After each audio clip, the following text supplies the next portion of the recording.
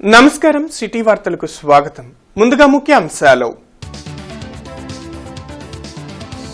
టీటీడీపై అసత్య ప్రచారంతో హిందువుల మనోభావాలను వైసీపీ దెబ్బతీస్తుంది. మండిపడ్డ మంత్రి కొల్లు రవీంద్ర.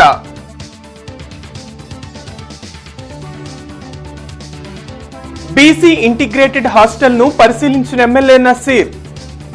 450 మంది విద్యార్థులకు వసతి కల్పించవచ్చని వెల్లడి.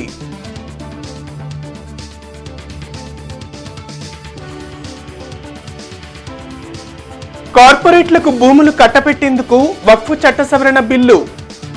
నిరసన ర్యాలీలో పాల్గొన్న సిపిఐ నేత నారాయణ, మాజీ ఎమ్మెల్యే మస్తాన్ వలి.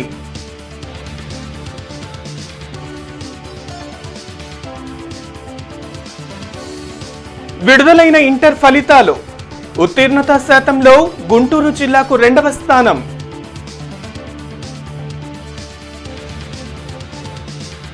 హిందువుల మనోభావాలను దెబ్బతీసేలా వైసీపీ కుట్ర రాజకీయాలకు పాల్పడటం దుర్మార్గమని మంత్రి కొల్లు రవీంద్ర మండిపడ్డారు.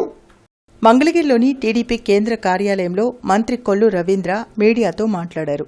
తిరుమల తిరుపతి దేవస్థానం గో సంరక్షణశాలలో 100 ఆవులు మృతి చెందాయంటూ భూమన కరుణాకర్ రెడ్డి తప్పుడు ప్రచారం చేయడం కరెక్ట్ కాదన్నారు.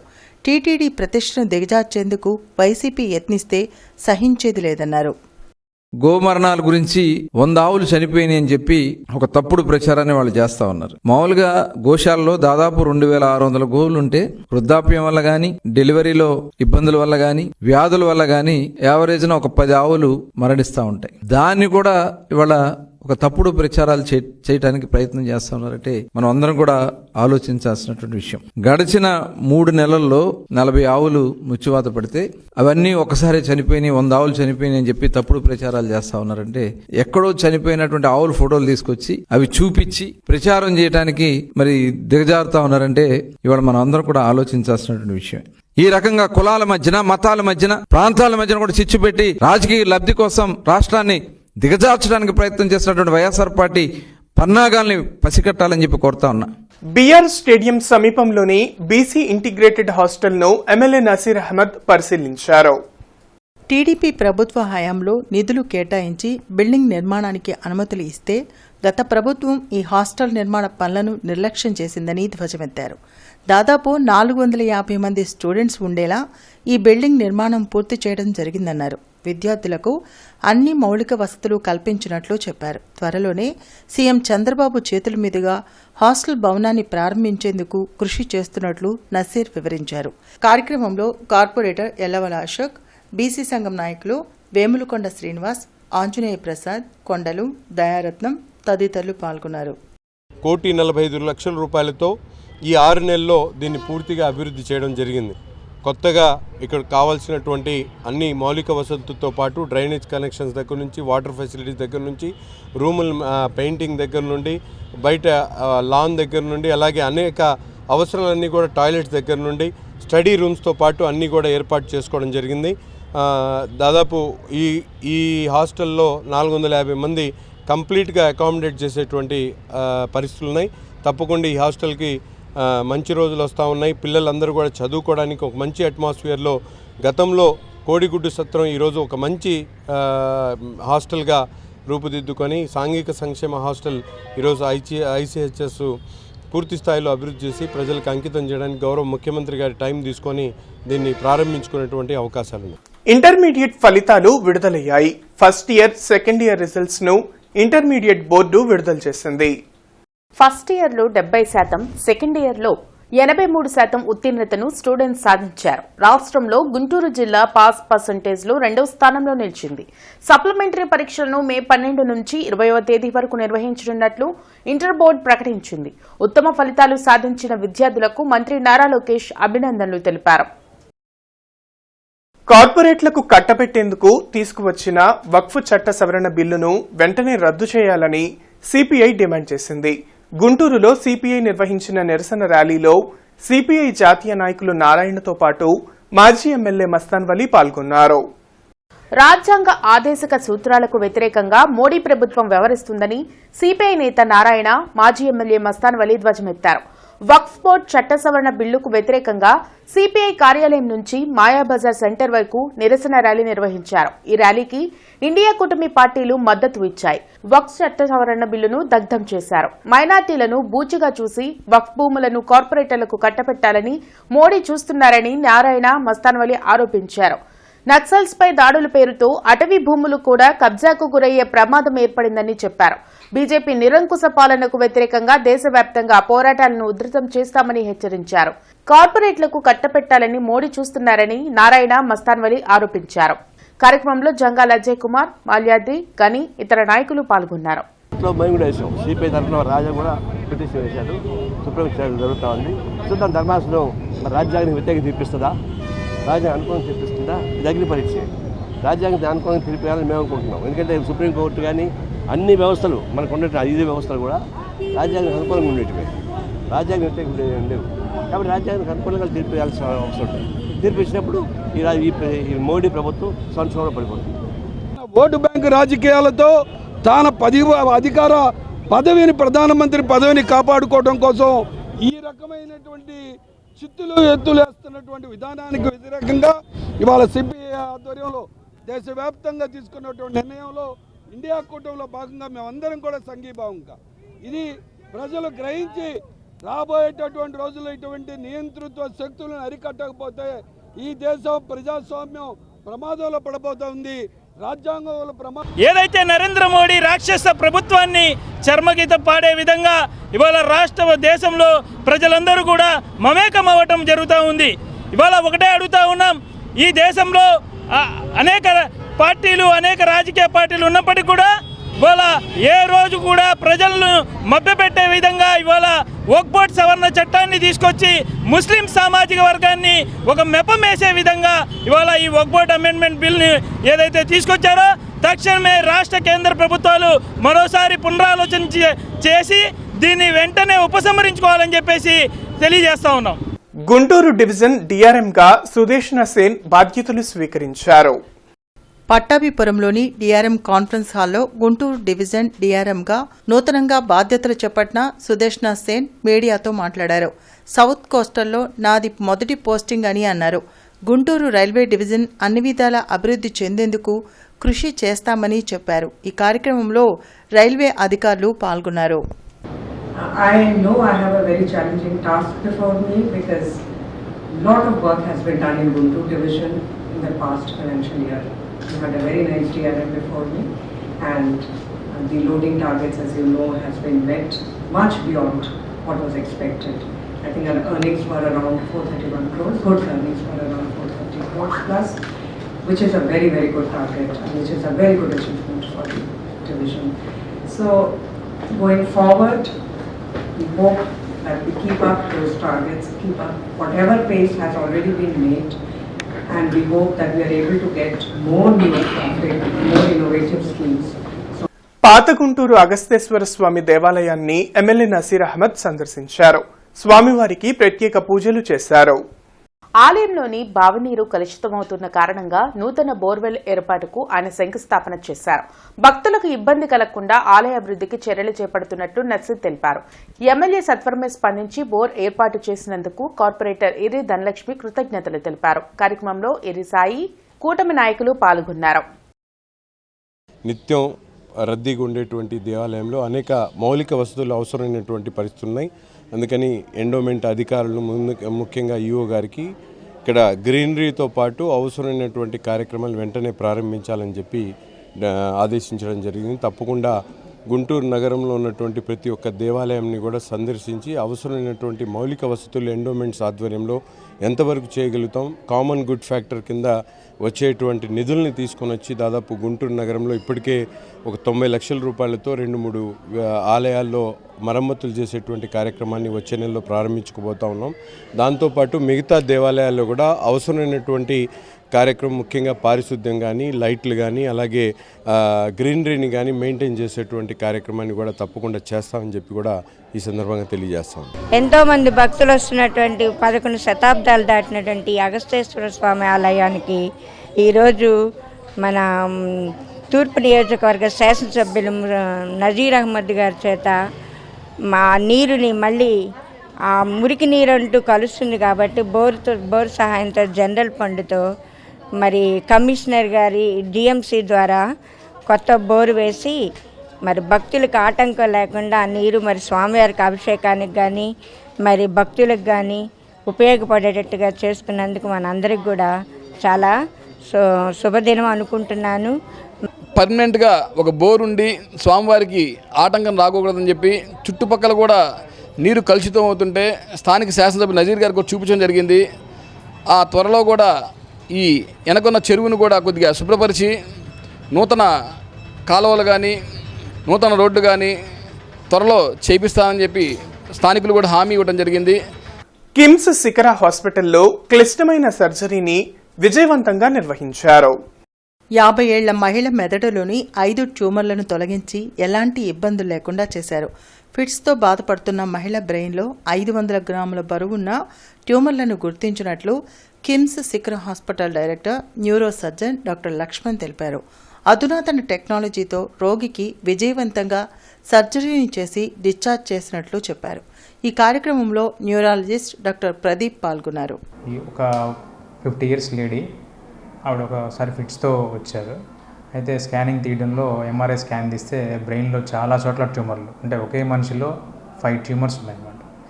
సో ఆ 5 ట్యూమర్స్కి అది క్యాన్సర్ కాదు, మామూలు ట్యూమర్. సో ఆ ట్యూమర్స్ కనుక కంప్లీట్గా తీయగలిగితే పేషెంట్ కంప్లీట్లీ క్యూర్ అవుతుంది. కానీ ఎవరు దాన్ని తీయడానికి సాహసించలేదు. వాళ్ళు చాలా హాస్పిటల్స్ తిరిగారు, మాకు సర్జరీ చేయండి అని తిరిగారు, కానీ ఎవరు ఇది కాంప్లికేటెడ్ కేసు అని ఎవరు టచ్ చేయలేదు. అలాంటి టైంలో వాళ్ళు నా కిమ్స్ శిఖర హాస్పిటల్స్ రావడం జరిగింది. దాన్ని మన ప్రదీప్ గారు న్యూరో ఫిజిషియన్ చూసి ఆవిడ ప్రొసీజర్స్తో ప్రజెంట్ అయితే ఇది మల్టిపుల్ మెనింజియోమాటోసిస్ కేస్ అని డయాగ్నోస్ చేశారు. సో ఆ కేసులో అందులో ఏంటంటే సర్జరీ చేసి అది మొత్తం తీసేయగలిగితే patient will be completely cure of the disease, అంటే మొత్తం పోయి కంప్లీట్గా నార్మల్ అయ్యే అవకాశం ఉంది. సో అందుకని దాన్ని మేము ఒక ఛాలెంజింగ్ కేసుగా తీసుకొని మేము సర్జరీకి ప్రొసీడ్ అయ్యాం.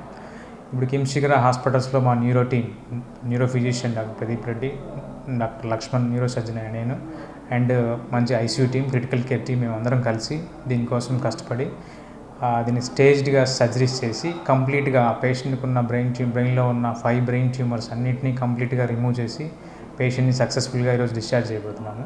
పవిత్రమైన హనుమాన్ దీక్ష మాలధారణ కార్యక్రమం గుంటూరులో భక్తి శ్రద్ధలతో ప్రారంభమయ్యాయి. కొత్తపేట ఆంజనేయ స్వామి ఆలయంలో చండీ హోమం, పూర్ణాహుతి వంటి విశేష పూజలు జరిపారు. హనుమాన్ మాలధారణ చేసిన వారికి అన్నదానం చేశారు. హనుమాన్ మండల దీక్ష 41 రోజుల పాటు కొనసాగుతుందని హనుమాన్ దీక్ష సమాజం గౌరవ అధ్యక్షులు తిరువళ్లూరు వెంకట సుబ్బారావు తెలిపారు. ఇందులో భాగంగా హనుమాన్ దీక్ష తీసుకున్న స్వాములకు హనుమత్ జయంతి వరకు అన్నదానం నిర్వహిస్తామని చెప్పారు. ఈ కార్యక్రమంలో అధ్యక్షుడు చాపల నాగేశ్వరరావు, సభ్యులు తిరువళ్లూరు వెంకటరమణ, వంశీ, మారుతి, రమేష్, బాబీ తదితరులు పాల్గొన్నారు. గత 38 సంవత్సరాలుగా శ్రీ హనుమాన్ దీక్షా సమాజం వారిచే ఈ యొక్క కొత్తపేట ఆంజనేయ స్వామి దేవాలయం నందు హనుమత్ జయోత్సవాలను నిర్విఘ్నంగా ఘనంగా నిర్వహిస్తున్నాము. భక్తులు మరియు దేవాలయ సిబ్బంది, అర్చక సిబ్బంది సహకారంతో. అదేవిధంగా ఈ సంవత్సరం కూడా ఈ 38వ సంవత్సరము హనుమాన్ దీక్షా సమాజం వారిచే అందరి సహకారంతో అత్యద్భుతంగా శ్రీ హనుమత్ జయంత్యోత్సవాల్ని ప్రారంభం చేయడం నిశ్చయించుకున్నాం. తదనుగుణంగా ఈ రోజున మండల దీక్ష ప్రారంభం జరిగింది. ఈ మండల దీక్ష నుంచి ఈ రోజు నుంచి హనుమాన్ జయంతి వరకు కూడా దీక్షా స్వాములకి మాలాధారణ చేసినటువంటి స్వాములందరూ కూడా ఇక్కడ భిక్షా కార్యక్రమం ఏర్పాటు జరిగినది. తదనుగుణంగా ఉన్నటువంటి హనుమాన్ దీక్షాపరులు కానీ అదేవిధంగా ఉన్నటువంటి దీక్షాపరులు కానీ ఈ యొక్క దేవాలయం ఇచ్చేసి ఈ సమయం నందు ఈ మధ్యాహ్న సమయం భిక్షా కార్యక్రమం భిక్ష స్వీకరించుకోవడమైనది. అదేవిధంగా ఈ రాబోయేటువంటి మే 22 హనుమత్ జయంత్యోత్సవాల్ని సక్రమంగా ఘనంగా నిర్వహించడానికి నిశ్చయించుకున్నాము. బీజేపీ ఆదేశాల మేరకు ఈస్ట్ 6వ డివిజన్లో గావ్ చలో అభియాన్ కార్యక్రమం నిర్వహించారు. కార్యక్రమానికి ముఖ్య అతిథిగా ఈస్ట్ కన్వీనర్ డాక్టర్ శనక్కాయల ఉమాశంకర్ పాల్గొన్నారు. ముందుగా నాథ్ సెంటర్ కూడల్లోని అటల్ బిహారీ వాజ్పేయి విగ్రహానికి పూలమాలలు వేసి నివాళులర్పించారు. ఈ సందర్భంగా డాక్టర్ శనక్కాయల ఉమాశంకర్ మాట్లాడుతూ భారతీయ జనతా పార్టీ వికసిత్ భారత్ ధ్యేయంగా అంత్యోదయ సిద్ధాంతానికి కట్టుబడి ఉందన్నారు. ప్రభుత్వం ద్వారా లభించే ఫలాలు దేశంలోని అర్హులైన చిట్టచివరి వ్యక్తి వరకు అందుతున్నాయన్నారు. భారతదేశం విశ్వగురువుగా ఆవిర్భవించే రోజు త్వరలోనే ఉందని చక్కగా వివరించారు. కేర్ సెంటర్ ను సందర్శించి మౌలిక సదుపాయాల గురించి, ఉచిత ఔషధాల పంపిణీ గురించి అనేక విషయాలు అడిగి తెలుసుకున్నారు. కార్యక్రమంలో 6వ డివిజన్ అధ్యక్షులు మలిశెట్టి పవన్ కుమార్, నాయకులు సురేష్ కుమార్ జైన్ తదితరులు పాల్గొన్నారు. ఈ కృషి వల్ల రాబోయే తరాలకి మంచి ఉపాధి కలుగుతుంది, అలానే ఉద్యోగ అవకాశాలు ఉంటాయి, అలానే పిల్లలకి చదువు, వినూతమైన అవకాశాలను కల్పించడంలో భారతీయ జనతా పార్టీ ముందుంటుంది.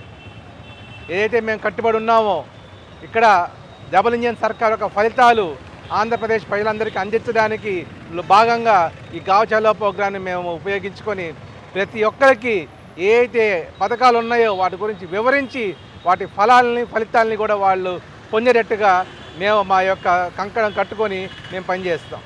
భారతీయ జనతా పార్టీ అంటే ఒక నమ్మకం, దేశ ప్రజలందరికీ బీజేపీ అంటే ఒక నమ్మకం ఉండి ఆ నమ్మకాన్ని ప్రతి ఎలక్షన్లో బలపరుస్తూ వస్తుంది.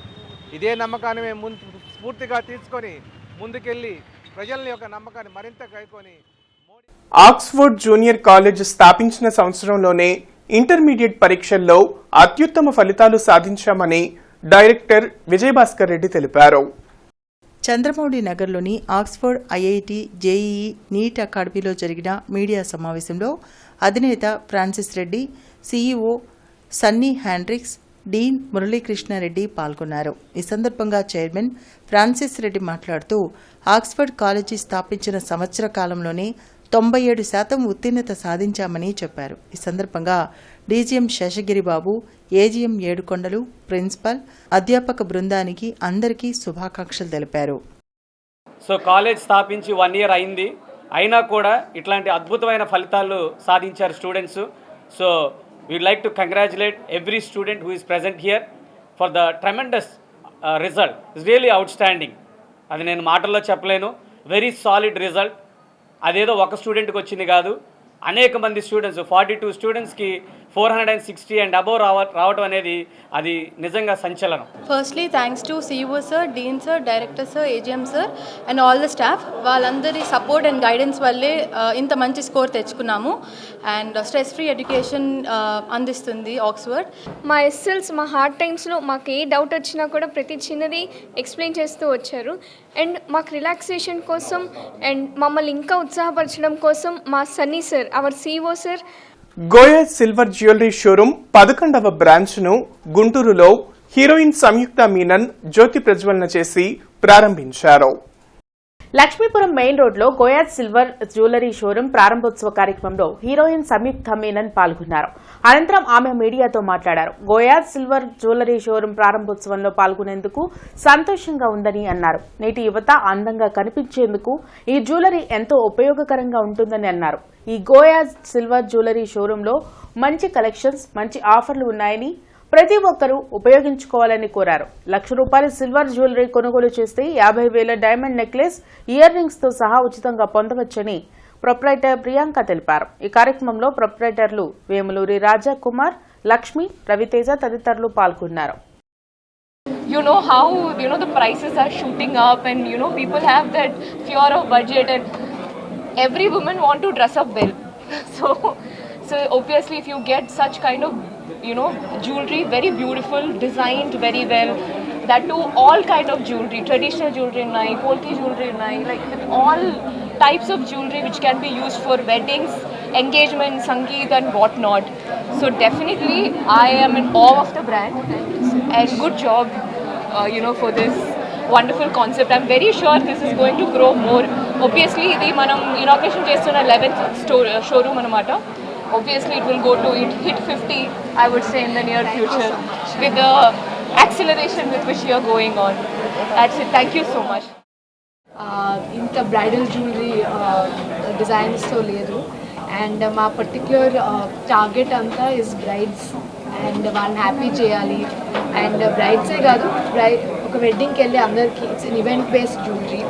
సో ఎవ్రీథింగ్ మేము lifetime customer service offer చేస్తాం. Plus there's exchange value. So ఇది ఇన్వెస్ట్మెంట్ కాదు అనుకోవడానికి లేదు, లైఫ్ టైం ఎక్స్చేంజ్ వాల్యూ ఇస్తున్నాం. And customer service also for lifetime. So please come visit us. ఇప్పుడు వరకు this is our 5th store in 6 weeks, and every store మనకి చాలా మంచి రెస్పాన్స్ వచ్చింది from day 1.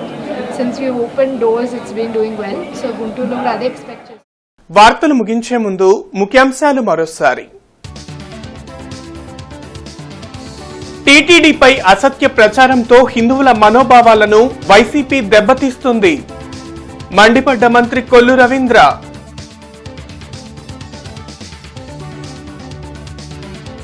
BC integrated hostel ను పరిశీలించిన MLA Naseer. 450 మంది విద్యార్థులకు వసతి కల్పించవచ్చని వెల్లడి.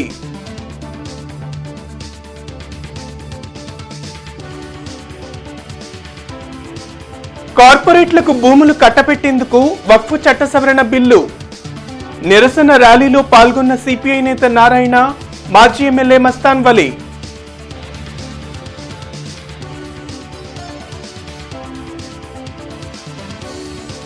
విడుదలైన ఇంటర్ ఫలితాలు. ఉత్తీర్ణత శాతంలో గుంటూరు జిల్లాకు 2వ స్థానం.